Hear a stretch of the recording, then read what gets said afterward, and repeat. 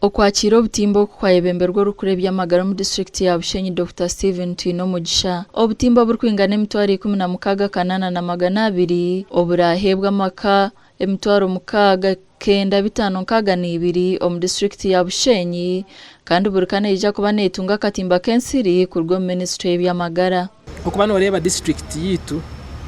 tureba nka statistics ezikwatena kurwo kwa Mushanju okumwaka gwahuye kwika kwikumire bemeze mukaga tukagiraho abantu abitwacebire tukashanga ubino mushwija bakaba rukaga nshanju na babiri hato kwanora abantu rukaga nshanju na babiri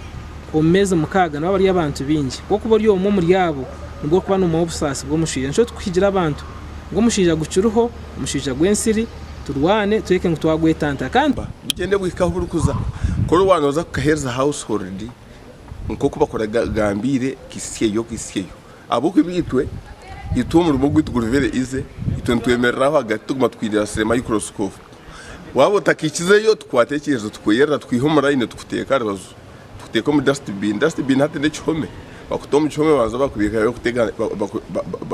bakutebekanise ahizo baniryo rimwe ababushenyi health center yakana batunga ambulance rimo buri kimwe kirkwetagisa mu rwire aho ministry y'byamagara bakwatanise ni emergency medical services Maltese International na Ambulance Africa batirema amani minjo mu kujigarura busya takatungire ambulance ije mu ibyomebe birukumara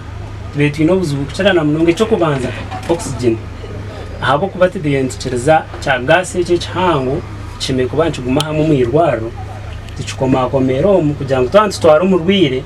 tubase kumutwara aha oxygen orukure by'amagara na jangu no barabe bari batungo buhereza butari umwe na umwe kurwo mu kisongoreshe by'amagara ngo bitunga Bushenyi district bakino buzubwa bashaho batarukumara ekibasha ba government okurugaye kabijuka cyo turwana kandi turobinga mu government staffing akuba